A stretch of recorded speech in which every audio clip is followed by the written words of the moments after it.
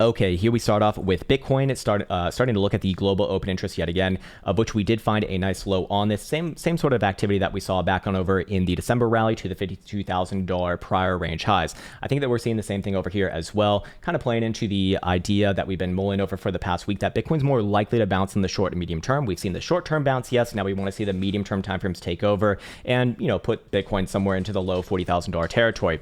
Long term, however, there is a much different picture going on right here. And that different picture is going to be represented perhaps by the global open interest yet again. So as we do work off the lows coming off of the prior extreme reads from just under 14 billion, I'd be looking for this and suggesting caution yet again if we do see it get above about 13 billion. And if that 13 billion read comes in with still a lower high on the daily specifically, that would be a good indication that we're still within the throes of a pretty nasty downtrend, and this is just a corrective rally, of which I do think that there are several things in the higher term time frame suggesting that. So again, really need to be careful with my language here because there is going to be a massive difference in analysis between the short and medium term versus the long term and even the macro in this case as well. So on top of that, we do see that the fear and greed index on this chart over here in the indicators tab is actually coming back down rather interestingly to the 20 read. Can actually get this one blown up. There we go. Coming back down into the extremely fearful zone. So again, is this a setup for a continuation on the short and medium term? More likely, yes. I do think that there's several things that do point towards that continuation first before any sort of a potential major dumpola party yet again. On top of that, we do see that the nupple over here, again, in an area that we do expect to see, at minimum some corrective bounces, potentially even a major low. I do think that there is, there's obviously always going to be a path forwards for that, but do understand that that still is going to be pretty damn far away. So we'll go over the validation criteria for a macro reversal, but it's not really relevant right now, to be fair. Anyways, we'll go back on over here into the dashboard. I also want to check out the funny rates, of which we do see it is actually still negative. It's a very slight amount of negative number right there, not anything too crazy, but negative 0.03%. What's more important is that over the past week and a half to almost 2 weeks now, we have seen consistently negative rates, even going as far down as about negative 0.015%. Again, not anything too crazy right there, but coming off of the macro lows at $30,000 for the past year, essentially going back to January of last year in this case right here. Let me just pull this chart up.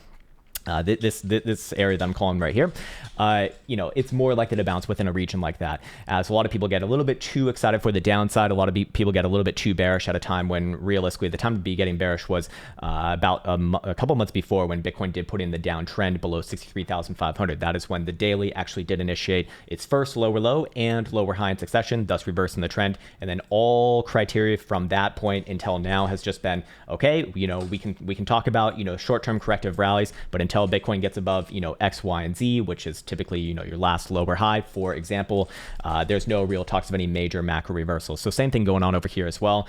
And again, the probabilities I do think are on a bit more of an upside continuation, perhaps not necessarily exactly from today, but over the next week or so. Now there's going to be a few major pieces of criteria alongside that. Let's go over here into, do we want to work off this chart? Do we want to work off that chart? Want to get rid of should I get rid of my LARP lines right here? I mean, it is kind of relevant, but we'll get rid of it for right now. It's not super, it's not super pertinent to this time frame. So I'm working off the 12-hour time frame right now. I'm still looking at the same validation conditions for that next move up into the shallow $40,000 territory, with the target up towards about 40,500, maybe even as much as $41,000 for the next move. If Bitcoin does close, could we even use the hourly in this case? I could probably use an hourly in this case, although I would move the resolution point up a little bit higher towards 39,250. If I'm looking at a full hour, I would say just quite simply put, 39,000 bucks would do it for me, or it's technically 38,900 or so. Anyways, with that in mind, we are finding a little bit of a short-term local high right here. So Bitcoin does a pullback in the short term in the interim? Probably yes. Looking at the hourly right now does look a little bit exhausted on the shorter term time frame. So coming back down to maybe just under $38,000 is fair game. But there's a very specific piece of criteria right here that would invalidate the short-term potential bullish setup. Again, it hasn't necessarily been validated to begin with just yet. It's still the same conditions that we spoke about from the last, week or so now. But this would invalidate the more pertinent setup for the short and medium-term timeframes, and that would be any sort of even a lower-term timeframe closure below yesterday's low, which is about 36,600, let's say.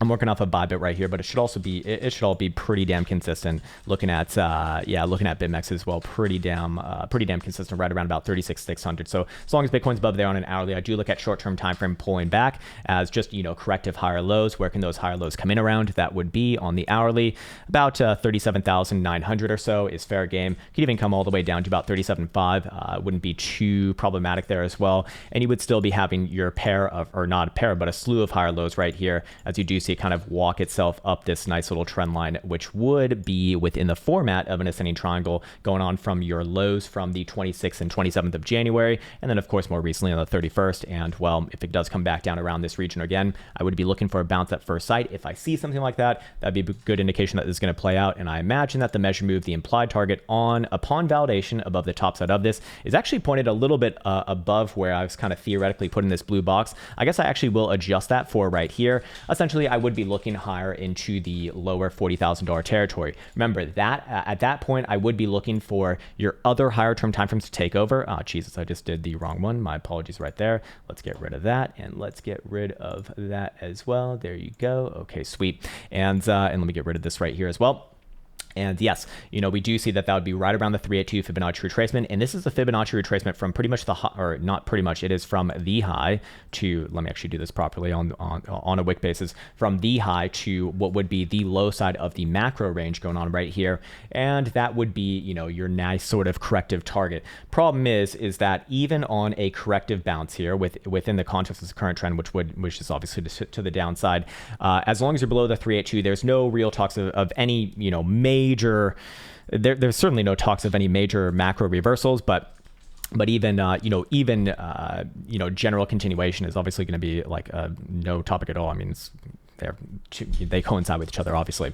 Anyways, my point is that if we do start to see closures above there, I would extend targets significantly, somewhere between the 0.5 and the 618. I've actually adjusted these a little bit higher because I am using a wick basis right now. If you do use a closing base, it's going to be about $1,000 lower than those price points, but that's going to be about on a wick base about $45,000 versus just under $50,000 right there, which is in line with the last few lower highs.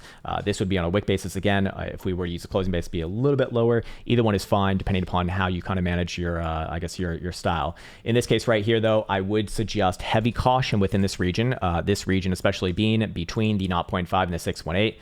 Got too many damn blue boxes right here, but basically this region between here, that is your traditional bull trappy-ish zone, because remember that the weekly did get its first lower low below the $40,000 September lows right here. So it is time to be looking at lower high watch, and with lower highs anywhere, technically anywhere below about $60,000 can be another lower high, obviously, but above the 618 specifically, I do look at that as, potentially a macro reversal in progress. So as long as Bitcoin's below that region, I just look at this, technically speaking, as another lower high in the making and probably downside continuation over a long period of time. Why is that? Because the monthly is rather fucking wrecked. And let's go over to the monthly over here, and then we'll get over to some of the more medium-term time frame signals. But looking at the monthly, we did see monthly stochastic momentum turn to the downside below 54,350. Obviously, that closure was met, and that number, if you recognize from yesterday, has actually gone up now. So that is downside pressure over the long term. Again, this being a monthly is rather important. On top of that, we also did confirm monthly MACD cross to the downside for the first time basically since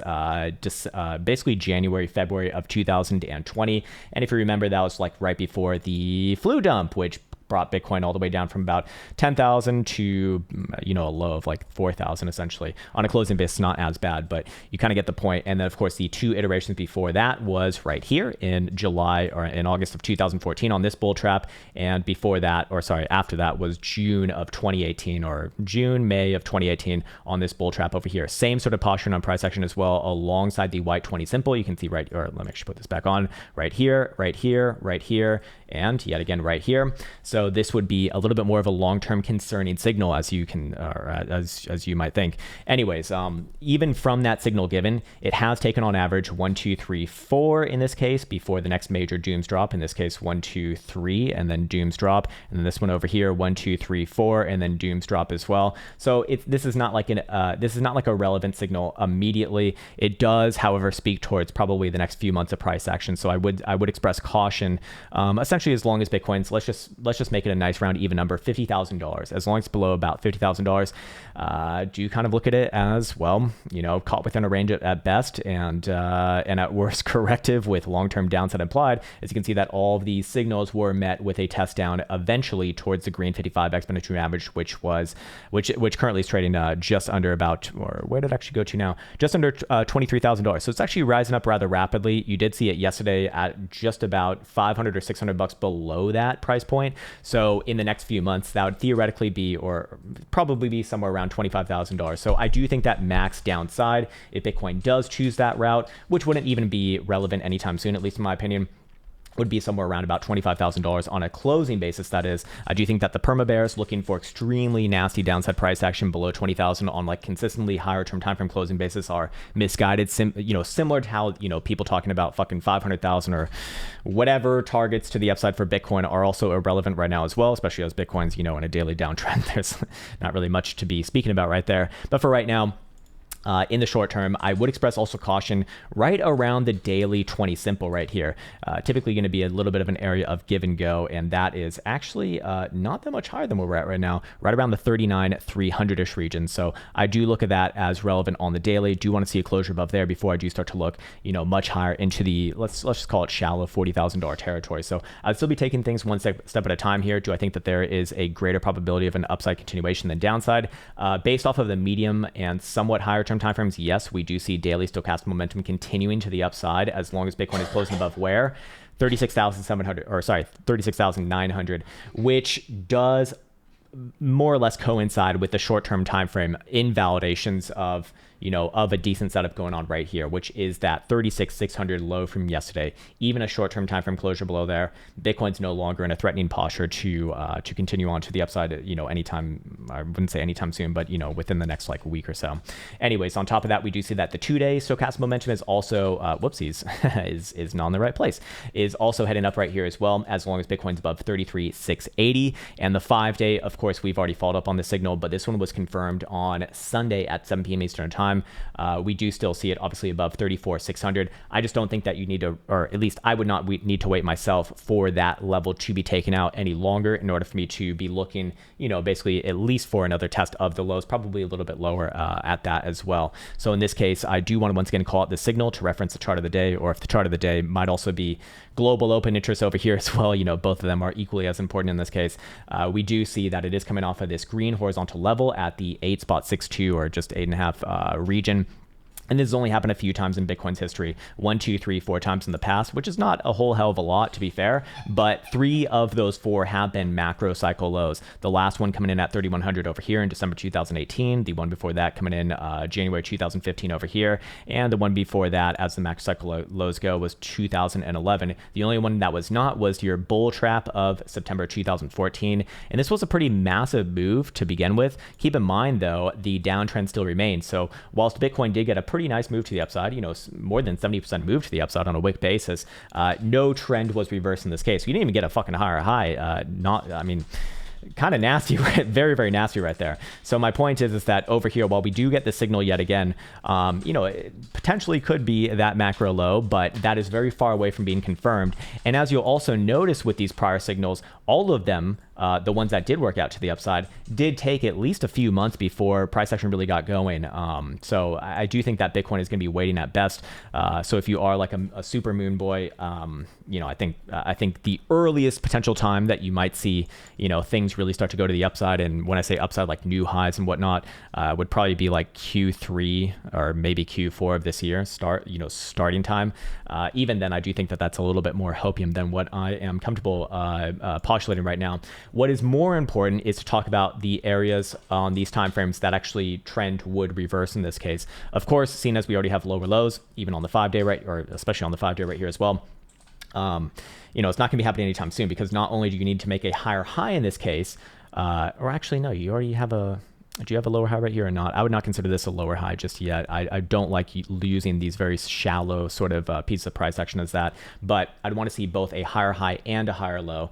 And in this case, we just have a lower low. So we don't have that anywhere near. So this is theoretically going to take a long time, I do think, at best. In the shorter term timeframes over here, I'm curious if we have any sort of obvious setups, which we can throw these babies back on.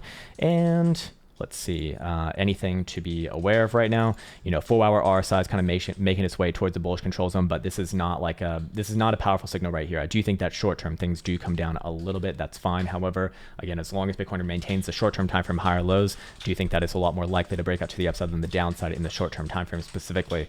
Other than that, I'm not really getting anything that's too interesting. I do see a 4-hour Joule signal, but that's not anything too pertinent, I don't think. Although volatility is kind of heading in the same direction, so that'd be good.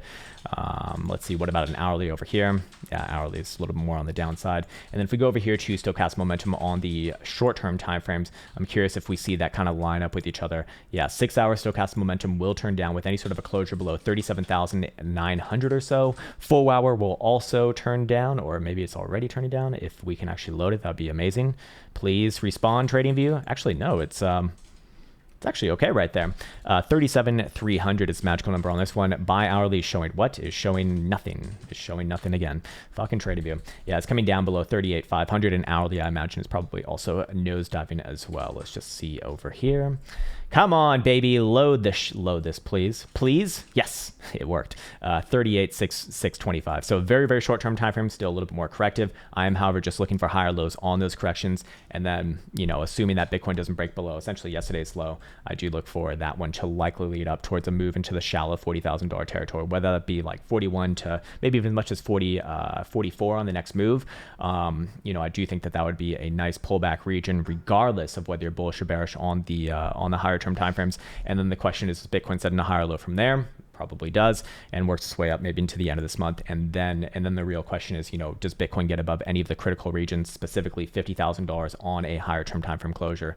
And also 12 hours should be known that it is turning down below about 38,400 as well here. So a lot of the lower term time frames are starting to lose their luster as far as momentum goes. But again, I'm probably just looking for a short-term pullback, something like this. And something like this, and then if you see a higher low right here, that'd be good. Still validation for the upside move on the short-term time frames is the same, with targets up, basically around $41,000, and probably continues a little bit more from there as well. Anyways, I think that is a good place to leave off my own analysis. Keep an eye on the global open interest here. It's been so damn consistent, and if we start to see this again, specifically get above 13 billion, even a little bit higher than 13 billion in this case, with Bitcoin not making higher highs on the daily. So the last lower high was about $44,000. At that point, I'm going to start to get pretty damn bearish again. But for right now, I do think that there is a decent chance, and probably a nice reprieve during the midpoint of February. So hopefully that was helpful. And they go on Bitcoin, sirs and zers.